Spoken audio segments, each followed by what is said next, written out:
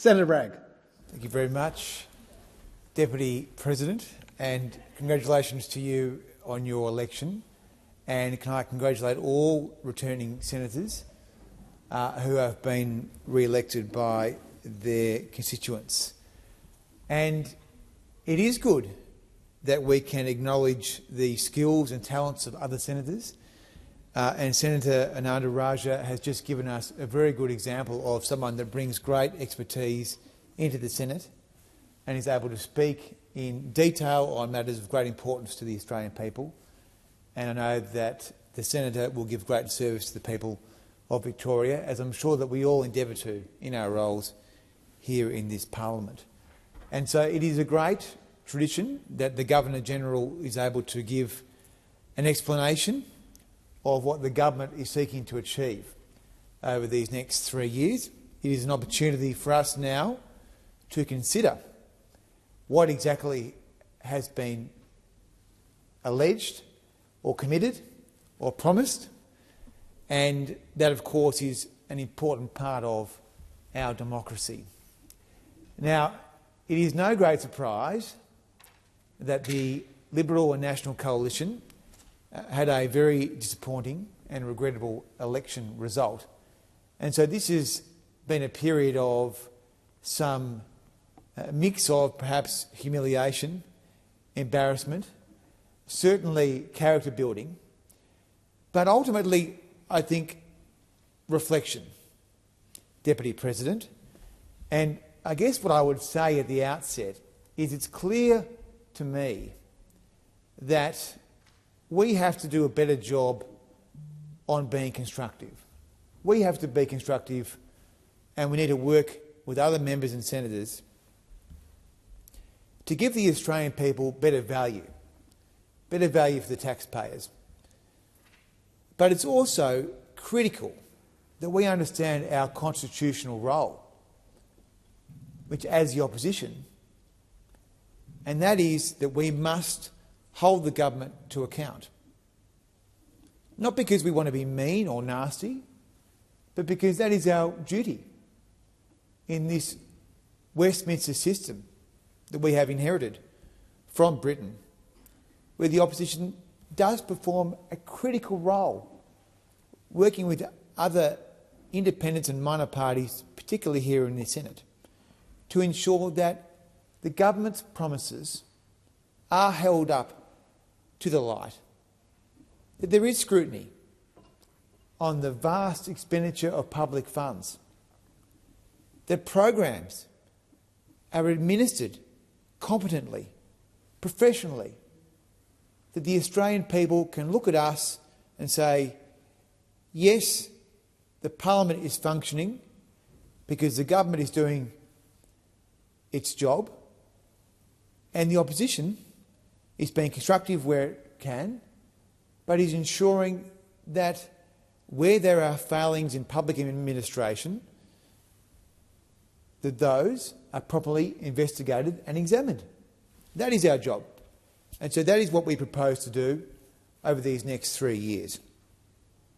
Now, in the Governor-General's address, there was an introductory mention of the economic settings, which, according to the government, are very good. Now, I would say to you, Deputy President, that the economy isn't so flash. And in fact, you can dress it up in any address you want, but the fundamentals are not good.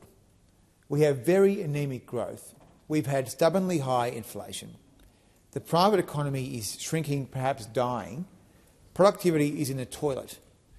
So the government now, after having put the country through 3 years of its economic management, which I would say is more about serving the vested interests that are close to the government rather than serving the Australian people, they now say to us that, well, we need to raise taxes on superannuation and on personal income tax in order to pay for our decade of deficits that they're now projecting. Now, the Treasurer wants to talk about his tax reform record. And after the election, the the Treasurer gave an address to the Press Club where he talked about the government's fantastic tax reform efforts so far. They've done a great job. Well, they would be the only government in living memory which has reintroduced a tax bracket and brought bracket creep back into the Australian tax system. And the Australian people pay the price of bracket creep. That is their money that is stolen by the government because of inflation, and that is providing a huge base for this Treasurer's budget. He reintroduced a tax bracket which was abolished in the 46th Parliament. That's his tax reform record. What's his tax reform agenda for this Parliament? Well, it is a tax on unrealised gains. Unprecedented in Australian history that there would be a tax like this. So if you have a paper gain, you pay the tax, even though you haven't sold the stock or realised that investment. The next year you might lose, but you won't get a refund. This is a crazy idea that will destroy, in the long run, one of the government's favourite things, which is compulsory superannuation. So far, the tax reform record, I would say, is a big negative. And the question is, what will the government actually do on this productivity front? We are open for business. We are open to suggestions. But it's very important that we remind the Australian people that the record so far from their first term was 5,000 new regulations, 5,000 new pieces of red tape, 400 bills through this Parliament. And now they say they are zealots for cutting red tape. They want to see productivity. Well, we've seen negative productivity growth over the last year, and one of the reasons for that is because the private economy is dying. The market in this country is being subsumed by the government. We see today that half of the Australian population is now relying on the government for its dominant source of income. We are becoming an unrecognisable country where you see the non-market sector, that is subsidised by the government, eat the market. That's where we are. And it might be very popular in the short term, but in the long term, the chickens will come home to roost, because ultimately this will all be paid for through higher taxes. Now, we're looking at 10 years of deficits, massive deficits, and we're looking at productivity in a toilet.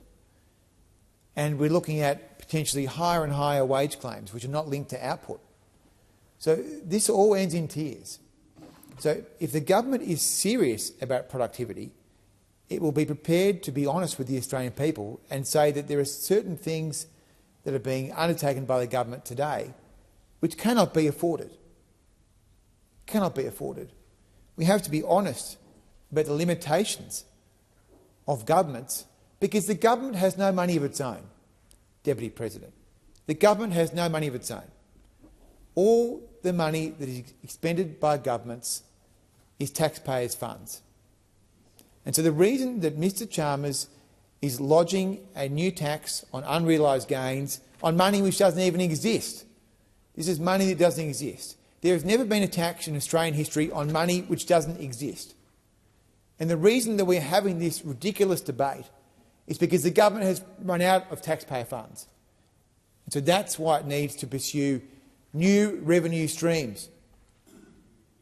And it may be true that most Australians have nowhere near $3 million in their super account. That is true. Over the long run, many will. But that is not the point. The point is that once you insert a crazy precedent like taxing money which isn't real, then that will be applied to other parts of the economy. And we're getting towards a position in which Australia is becoming unrecognisable. Now, one of the major components of the Governor-General's speech dealt with housing. Housing is, of course, one of the key issues for particularly younger Australians who feel that the deck is stacked against them. Now, in the last Parliament, the government built on average 170,000 houses a year, which was down from almost 200,000 houses on average under the last coalition government. Now, the government have a target to build 1.2 million new houses. That has failed alongside its failure to build more houses. But what has it built, Deputy President? The government has built bureaucracies and not houses. They have built bureaucracies in Canberra with billions of dollars invested in them, which don't build houses. The Housing Australia Future Fund, $10 billion, it's acquired 300 houses and it has built 17 houses. So it's a great return, I would say, in a sarcastic fashion, Deputy President, perhaps. The $10 billion, 17 houses, and buying 300 is pretty bad. I mean, who could imagine that the government would be competing with Australians to buy houses, thereby making the supply problem worse? So this is a central issue for the next 3 years. The Governor-General mentioned in her address the Help to Buy scheme put in place by the government last Parliament. This is a scheme in which the government gives up on individual ownership of houses, where the government owns 40% of your house. So you're sitting around at Christmas dinner with mum and dad and the kids, Mr Albanese and Dr Chalmers. It's not the Australian dream. It's not the Australian dream. Their other scheme, build to rent, a tax cut for foreign fund managers so they can own houses for 15 years, houses that Australians will never own. The government is prioritising socialisation of housing alongside institutional ownership of housing. Foreign fund managers, foreign governments, their sovereign wealth funds, superannuation funds. These are the people, these are the institutions the government thinks should own Australian houses. It's a pretty sick perversion of the Australian dream. But perhaps the key charge against the government is on competence. And during the election campaign, Mr Albanese announced 2 more housing policies. Policy to build 100,000 houses. 100,000. So a government that couldn't build more than 17 houses in 3 years with $10 billion now wants to build 100,000 houses. And it also wants to insure all the mortgages with lenders' mortgage insurance issued by Canberra. Canberra Insurance Company, Acme Insurance maybe. And this insurance company is not going to be subject to any means testing. So Clive Palmer's children could use the Labor Party's mortgage insurance scheme. This is the kind of country we're becoming, where the government is now so large and is doing so many things that it doesn't need to do, and charging taxpayers. So these are not points that I enjoy making, other than to make the point that the record on housing has been an embarrassment. The Housing Australia Future Fund would be probably the greatest failure of public policy in my lifetime. Who could imagine that you could have a $10 billion fund that would build 17 houses in the ACT and acquire 300 houses, thereby making the housing problem worse? So these are issues of great public interest over the next 3 years. I look forward to engaging in a constructive way which holds the government to account, even if it makes them squirm from time to time. That is a key role of this Senate. I look forward to working with the crossbench. They have an even more important role to play as we undertake our constitutional obligations. And I'd say from my own party and to the coalition, we need to do a better job to ensure that we look after all Australians. Australia is a diverse and wonderful country, and I think too often we have not done as well as we could in terms of protecting minority interests, and that is something that I look forward to working on with all other senators over these next 3 years as sensitive issues arise from time to time. Thank you very much.